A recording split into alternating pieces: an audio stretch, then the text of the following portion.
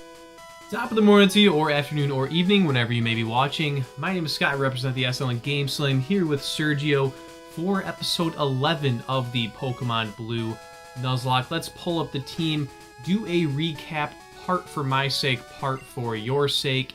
A-Bag the Magikarp, very close to evolving. Cornus Boy, Nidoqueen, fully evolved, did some work last episode, level 20 now. Jobin the Bellsprout, who took a scary critical hit last time, followed by Austin, the ever-reliable Charmeleon, and Kevin, the ever-reliable Pidgeotto.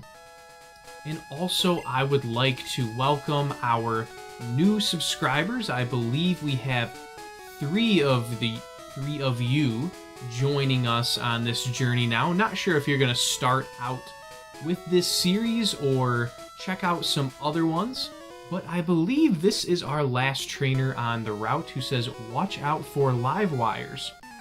So it's actually a concerned citizen. It's not someone looking to take our lunch money. It is a concerned engineer. It is a DT energy worker with a Magnemite, which, if we learned anything last time, I think we learned that these Magnemites are not as scary as we maybe thought they were.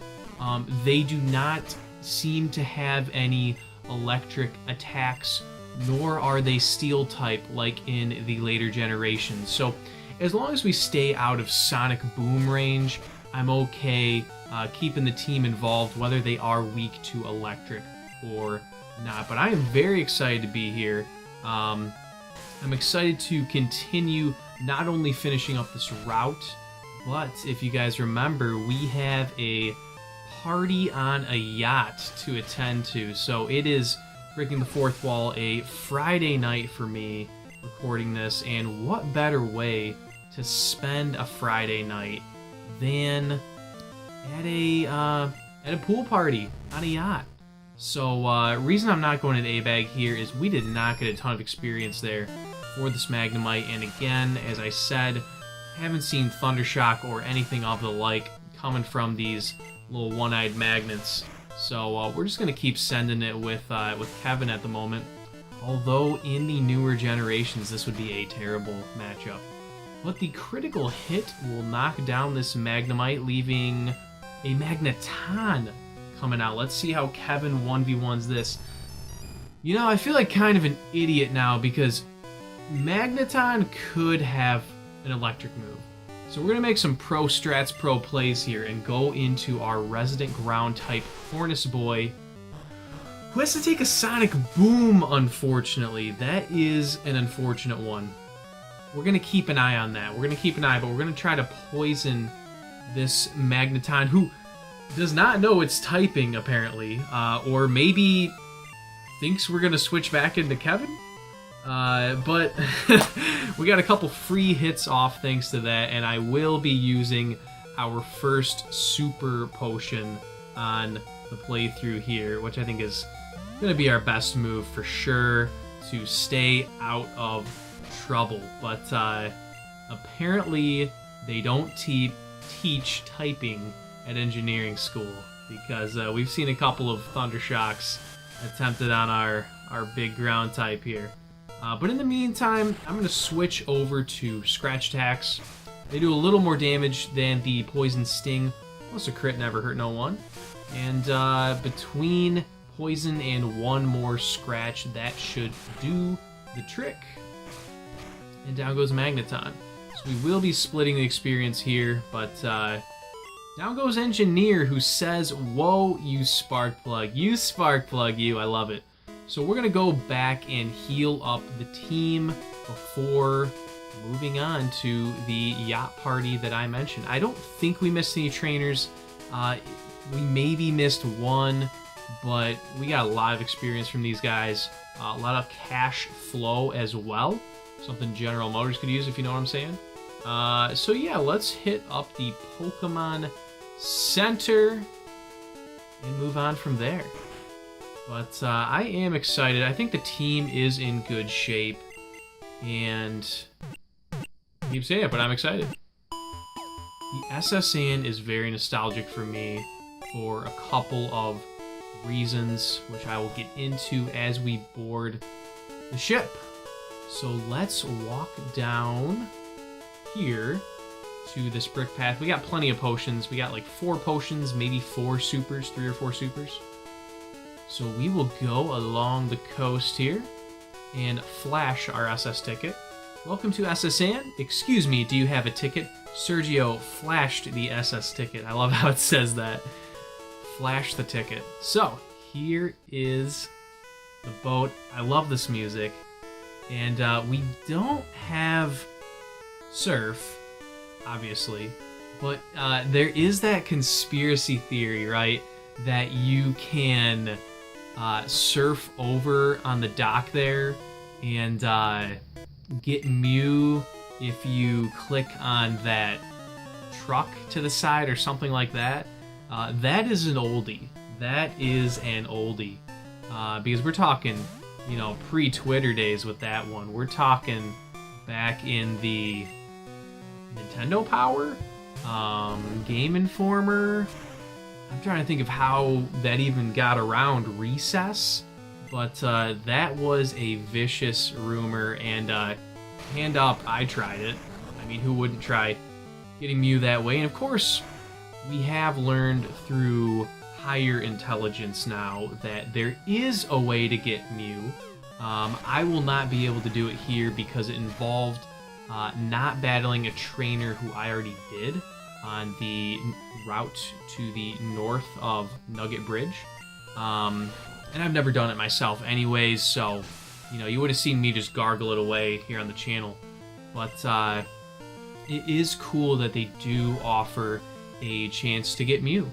And it also is funny how long that rumor went on, because, I mean, come on, everyone tried that, right? Everyone tried looking in the truck there for Mew, and, like, hey, mine isn't working, did it work for you? So, whoever those liars were at Recess, you know who you are, and you are not welcome in this dojo. Mega Punch missing again. You know what? I'm going to go down to Ember. We're going to burn this Growlithe. I love Growlithe's sprite. I would love to get a Growlithe on the team, even though it doesn't make sense for typing.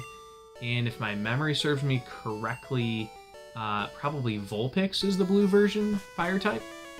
Because I remember Growlithe being in either leaf green or red back in the day for me, but I cannot remember off the top of my head.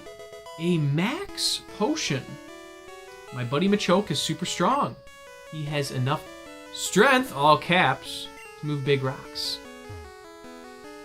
And Mini Dr. Phil says, "Go, go." So let's continue. I like how you can really just walk in anywhere. There's no knocking, which is right up my alley. I know I've shared this with many of my friends, but I just don't really knock on doors. It's something I'm trying to be more aware of in 2019 now. Oh, and we gotta eat up a supersonic right away. Let's see if we can break free. Let's see if we can break free and how much a Vine Whip does. We're doing over half, so I think staying in is the move. I think staying in is absolutely the move. I was also hoping that this shelter does not have Aurora Beam, and it doesn't matter because Jobin just put in the finest work there. And we're getting some nice experience too. So Sailor Jerry says, right, good fight, hashtag bars, mate. Giving us a nice 630, but yeah, there's been more, I have more than one story of not knocking, and when it's kind of come back to haunt me, I guess you could say. So we'll go to one from a couple years ago and then one from like a couple months ago. So clearly I've learned my lesson. But the one a couple years ago, I've told this to my close friends a million times, but in college, a couple of my friends lived in an apartment complex, and I had always walked in with them, so I thought I knew which one was theirs, but I never paid attention to the number or obviously which way we turned on the stairway. So you can see where this is going. I went to the apartment across from theirs on accident when I was coming over to, we were gonna like play some euchre or something. And I just walked in, and I saw this girl about my age, sitting on her couch, watching Parks and Recreation. And I like poked my head in. I kind of did the like, just no words were spoken, and I was just like, I'm sorry, that's a good show, and I walked out. So should have learned my lesson then, but ended up, not that the next one is that crazy of a story, but what happened was I got invited to go to a coworker's apartment. He recently moved in and offered for me to come over, and gave me the address and the apartment number. And this time, since I had the address and I knew I was going to the correct place, I just walked right in. And I walked in, and the way their apartment is set up is you kind of have to walk through a short passageway before the people in the living room can see you. And so as I like walked in, shut the door, there was like silence, and I just like turned the corner, and he just like got really startled all of a second and was like, geez, I didn't know who you were. And I was like, well, you invited me over. And he was like, well, since you've never been here before, I thought you would knock. And I was like, you're not the first person to assume that wrongly. I just make myself at home wherever I go. So just like this guy's room, who says, I like feisty kids like you. That's a little risque from Game Freak. That's a little risque. I don't know how I feel about that. We're just gonna move past that because that puts an unsettling. It just gives me an unsettling feeling, right? That's a little risque. Sergio agrees. He said they probably edited that out in leaf green. And I agree. I don't think you can leave something like that in. So quick attack, doing nice damage. Doing nice damage.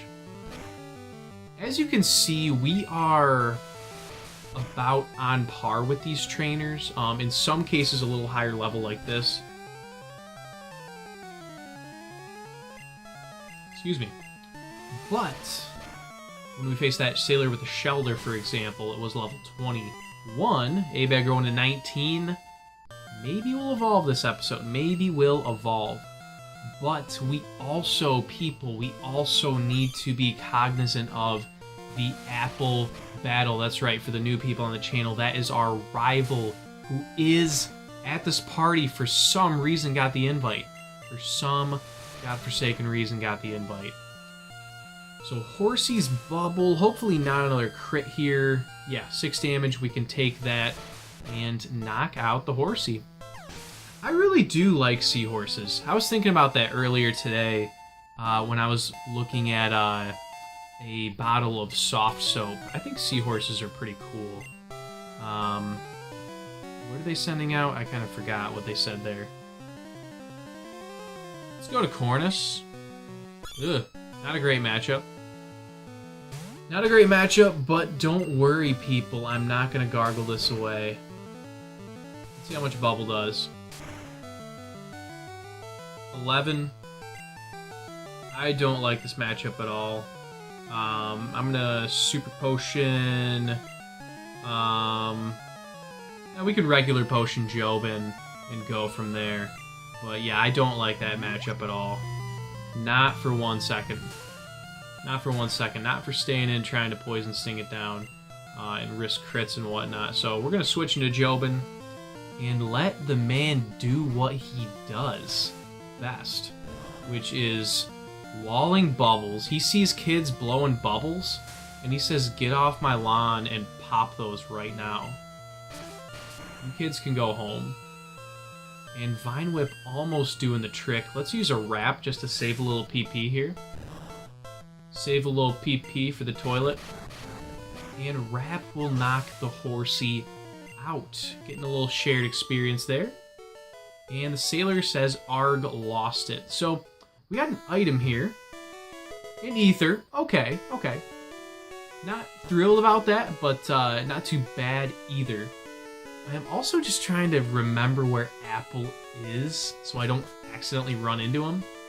But I definitely don't think he's on this level. I envision him being at the end of a hallway on the right side somewhere.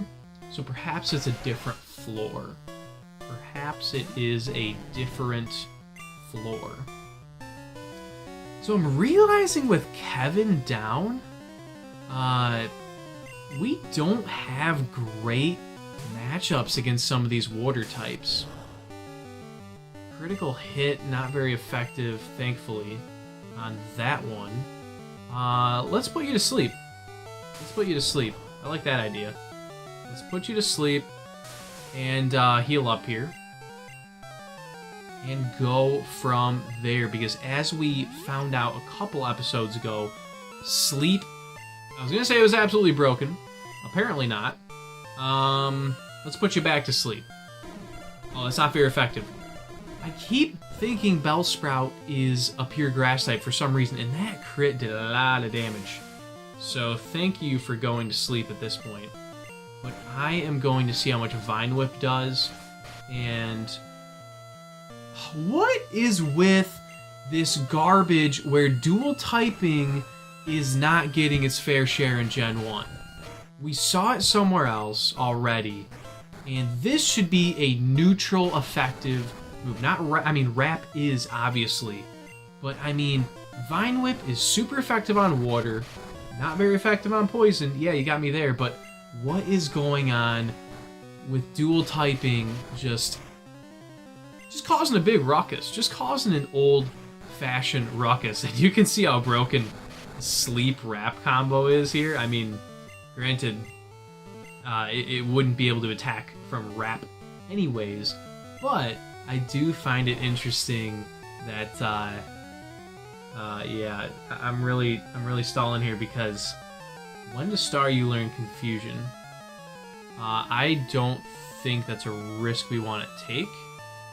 I think the conservative move here is going to be to potion up and just scout for what it wants to do. It has tackle, so of course it would have used gosh darn Confusion if it had it. That must be at a later stage of its life, or in the afterlife as a Star Me. But the Star You is not capable of such a thing, and will fall to the whips of the Vine variety. Jobin Girl to 21, doing some work this episode, wants to learn Stun Spore. Let's think about this, alright? Let's think about this. So, I want to keep Sleep Powder for sure.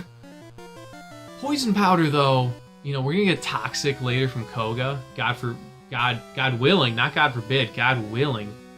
Thank you, Lord. We hope that we can make it to the Fuchsia City Gym. But why hold on to Poison Powder when we can potentially get a Toxic poisoning move later in the game? So let's learn Stun Spore.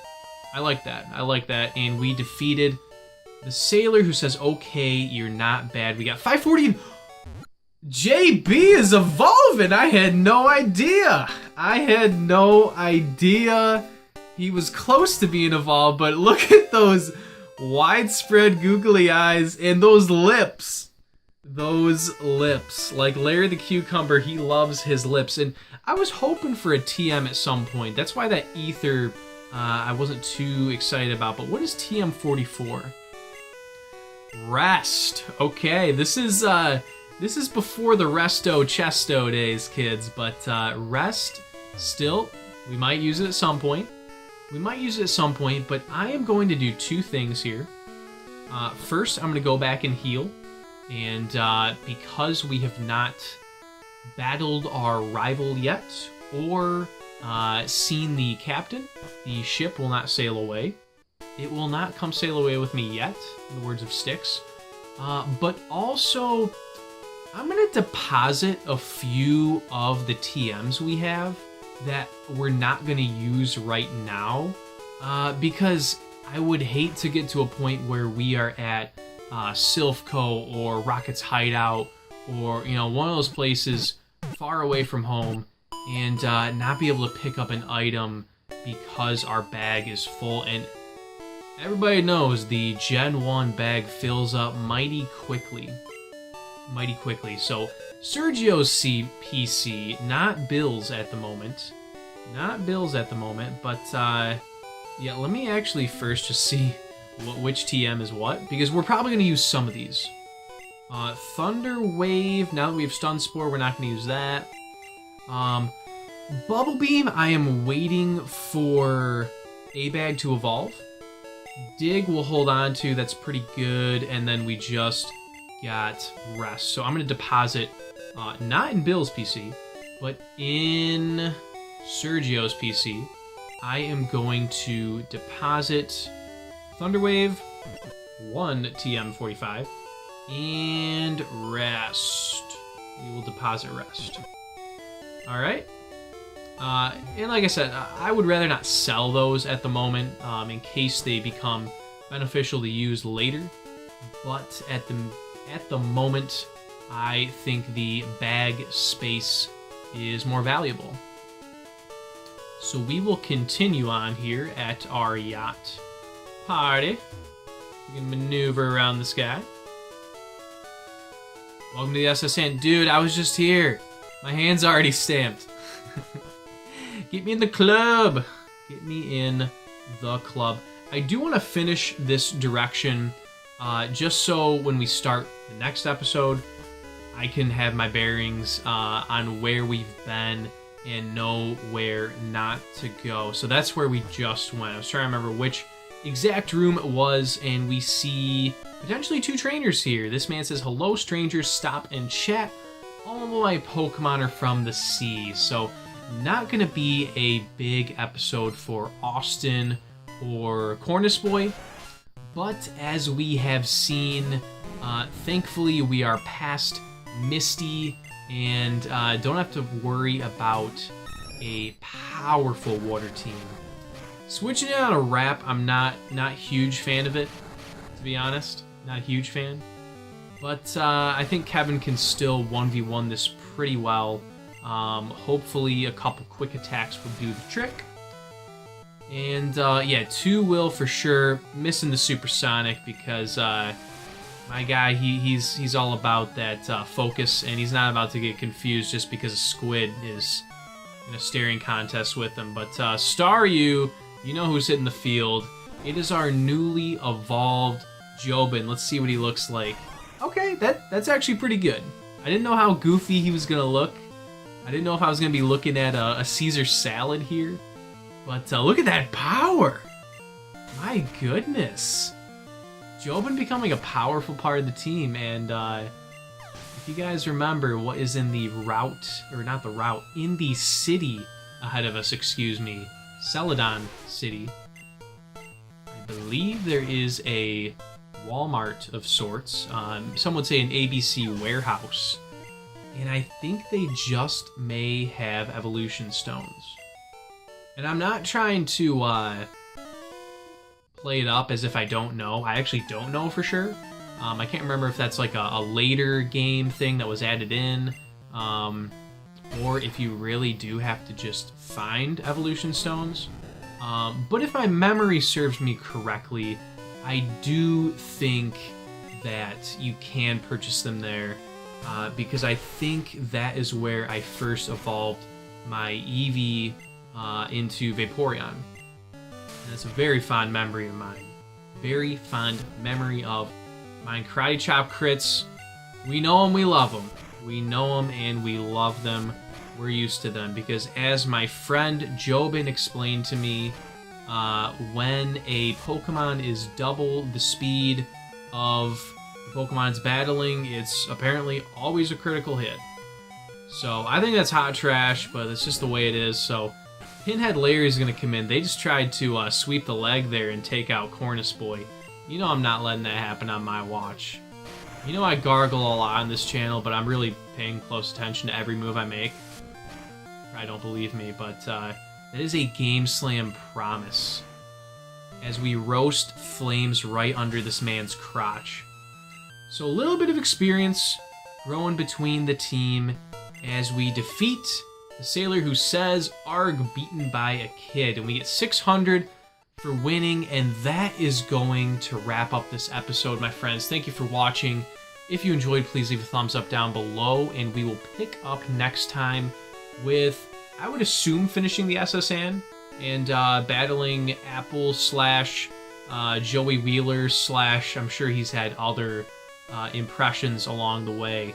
But that's going to do it for me, guys. I'm going to get the heck out of here. GameSLAM, signing off.